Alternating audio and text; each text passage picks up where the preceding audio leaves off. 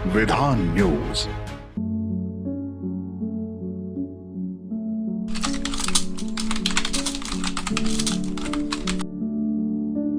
नमस्कार, मैं हूं अंशिका शुक्ला। विधान न्यूज़ में आपका स्वागत है।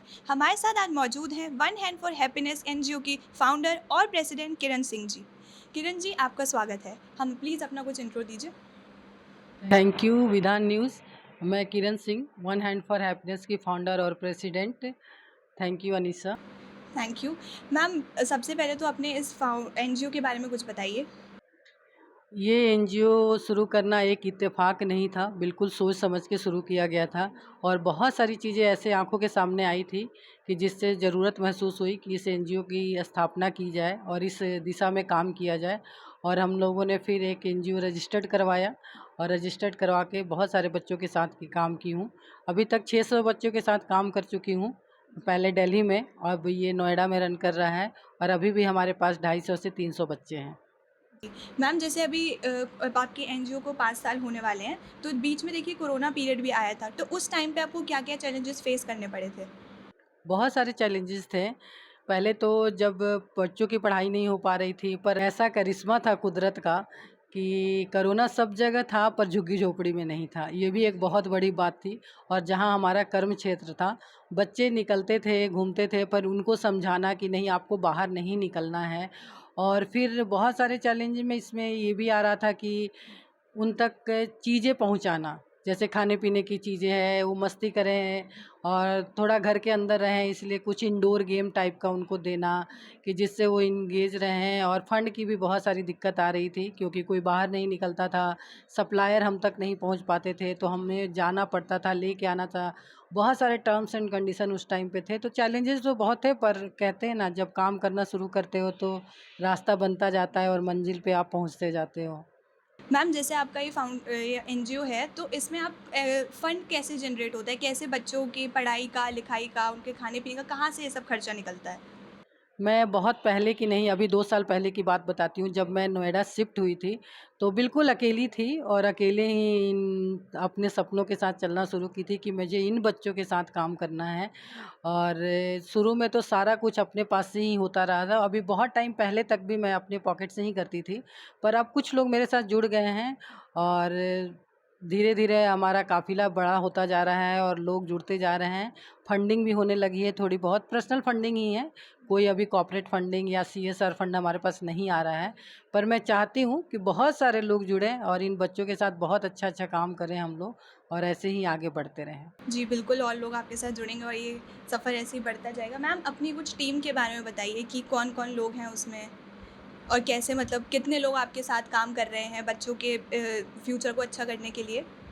बहुत सारे लोग हैं। पहले तो अपनी फैमिली मेंबर, क्योंकि मेरे हस्बैंड, मेरे बच्चे, मेरे रिलेटिव जो बहुत मुझे हेल्प करते हैं।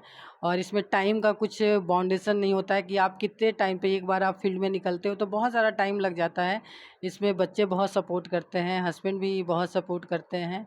और फिर जैसे अभी हमारे एक पीयूष गोयल हैं, हमारी टीम के साथ जुड़े हैं, अंजू मैडम हैं, रितिका हैं और तरुण शर्मा हैं। मेरे हस्बैंड अनिल सिंह भी हैं इसमें, पूजा है हमारी बिटिया जो अभी मीडिया में भी है। और इस तरह करके बहुत सारे लोग हैं जो हमारे साथ जुड़े हैं और काम होता जा रहा है और हमारा परिवार भी बढ़ता जा रहा है। इनफैक्ट कि धीरे-धीरे ये परिवार बढ़ता जा रहा है। मैम, जैसे ये होता है, जैसे हम जिन बच्चों के लिए आप लोग कर रहे हैं, उनके पेरेंट्स कभी-कभी ऐसा होता है वो इन सब चीज़ों पे इतना ध्यान नहीं देते कि बच्चों को हम पढ़ाएँ, लिखाएँ। तो ऐसा होता है उन बच्चों को अपने घर से बाहर लाके ये सब करवाना, ये भी थोड़ा चैलेंजिंग होता होगा आपके लिए। तो इससे आप कैसे डील करती हैं? ये सबसे बड़ा चैलेंजिंग ही यही था, क्योंकि जो हमारे लेबर क्लास के लोग हैं, इन हस्बैंड वाइफ 2 लोग और 4-5 बच्चे, ये उनकी फैमिली होती है। और इनको बस इनका ये काम होता है कि 5 हमारे बच्चे हैं तो हमें कमाकर इनका पेट भरना है। बच्चे पढ़ रहे हैं, नहीं पढ़ रहे, इससे कोई मतलब नहीं होता है। जब 14-15 साल के बच्चे होते हैं तो आप भी देखते होंगे कि या तो पंचर के दुकान पे, या तो फल वाले के पास, ये सब्जी वाले के पास, वो बिल्कुल दिख जाता है। उसमें कुछ भी हाइड नहीं है कि हम जाकर देखेंगे तो पता चलेगा। ऐसा ही होता था और यही चीज़ थी कि जो मुझे झकझोरा अंदर से कि इन बच्चों के साथ मुझे काम करना है या भीख माँगेंगे। मैं क्लियो काउंटी में रहती हूँ और मेरे सामने ही सब्जी वाले, फल वाले रहते हैं और मैं देखती थी कि जब उन कोई भी आता था फल या सब्जी लेने के लिए, तो ये बच्चे उनके पीछे-पीछे भागते थे पैसे के लिए, तो बहुत लोग तो उनको दे देते थे। पर बहुत कभी ऐसा भी होता था कि लोग मतलब उनकी गलती मैं नहीं बता रही हूँ कि उनकी कोई गलती होगी, पर वो इरिटेट करके उनको साइड भी हटा देते थे। तो वो चीज़ कहीं न कहीं पिंच होती थी कि इन बच्चों की गलती नहीं है। इनके माँ-बाप जब केयर नहीं कर रहे हैं या इनको वो चीज़ें नहीं मिल पा रही हैं, तब ये ऐसा कर रहे हैं। फिर उनके पास तो पहले जाके उनके दिलों में जगह बनाई, उनके साथ बैठी बहुत टाइम तक कि मैं आपके बीच की ही हूँ, आपके बीच में काम करूँगी, आपके लिए काम जी। करूँगी।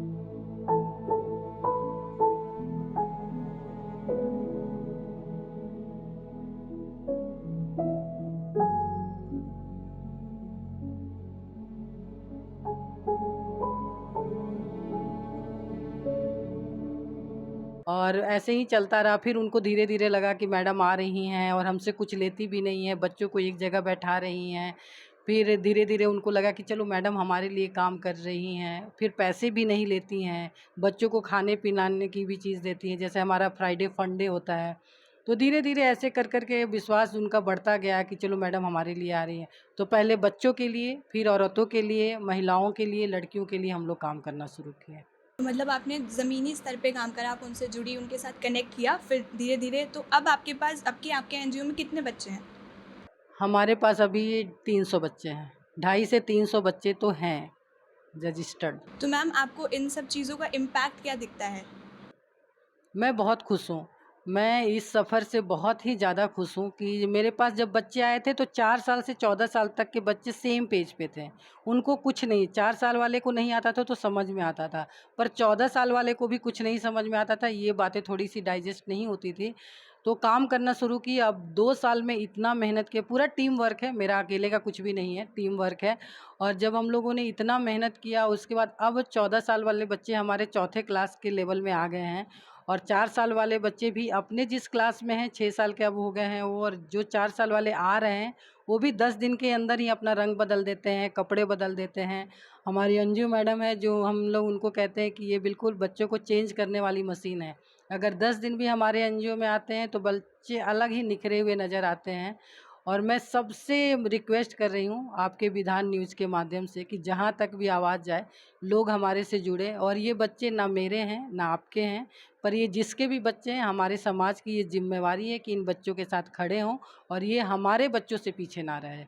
अगर अच्छे भारत का हम निर्माण करना चाहते हैं, तो हमारा एक भी बच्चा अनपढ़ नहीं होना चाहिए।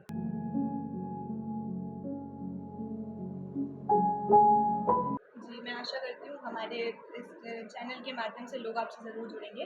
मैम आपने अभी कोलकाता में भी एक एनजीओ है खोला है, तो उसके बारे में कुछ बताएँगे हमें? हाँ, ये हमारा वन हैंड फॉर हैप्पीनेस का ही ब्रांच है। जी। तो श्रीमती रेखा सिंह वहाँ की इंचार्ज हैं और को-फाउंडर भी हैं वन हैंड फॉर हैप्पीनेस की।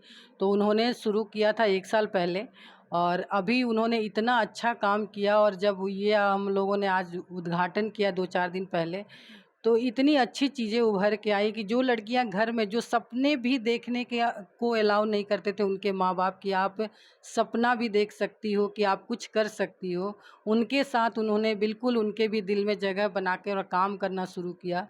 और आज कम से कम उनसे 10 लड़कियां अपना दुकान खोल के बैठी हुई हैं और वो रोज़गार कर रही हैं, अपने घर में पैसे ला के दे रही हैं, उनके माँ-बाप भी खुश हैं और उनको भी विश्वास नहीं हो रहा है कि हमारे अंदर इतना हुनर था जो हमें नहीं पता था।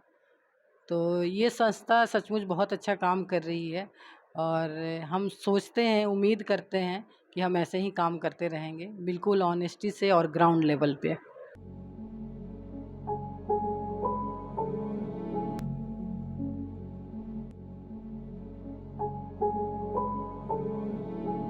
आशा करती हूँ आपको वैसे और अच्छे काम करते जाएँ। मैम आगे आने वाले सालों में आप अपने आप को कहाँ देखती हैं और आप क्या और समाज में ऐसे सुधार करने की और कोशिश करेंगी? ये तो बिल्कुल एक छोटा-सा हमने एरिया अभी कैप्चर किया हुआ है, गढ़ी चौखंडी गाँव। ये बिल्कुल छोटा, ये तो स्टार्टिंग है। ऐसे करके हमारा सपना बहुत ही बड़ा है कि हम चाहते हैं कि पूरे भारतवर्ष में एक भी बच्चा अनपढ़ ना रह जाए और हर घर में मशीन चले, औरतें एक भी बेरोज़गार ना हो जाएँ। हर समय औरतों का हाथ अपने हस्बैंड के साथ फादर के पास या हस्बैंड के साथ, किसी ना किसी के जो भी उनसे बड़े होते हैं उनके सामने ऐसे होता है। तो हम चाहते हैं कि औरतों का हाथ अब ऐसा होना शुरू हुआ और देने की सोचें और खुद से ही वो कमाएं और खुद ही स्वावलंबी बने। मैम, आपका एनजीओ बहुत ही अच्छा काम कर रहा है, सिर्फ वुमेन एम्पावरमेंट के लिए नहीं, इन बच्चों के फ्यूचर को अपलिफ्ट करने के लिए भी। मैं आशा करती हूँ कि हमारे चैनल के माध्यम से लोग आपसे ज़रूर जुड़ेंगे। हमारे साथ जुड़ने के लिए आपका बहुत बहुत धन्यवाद। Thank you Vidhan news, thank you Anisa. तो ये थी हमारे साथ किरण जी, फाउंडर और president one Hand for Happiness NGO की। जो भी इस एनजीओ से जुड़ना चाहता है उसका लिंक हमने डिस्क्रिप्शन में डाल दिया है। ऐसी ही तमाम बड़ी खबरों के लिए देखते रहिए विधान न्यूज़।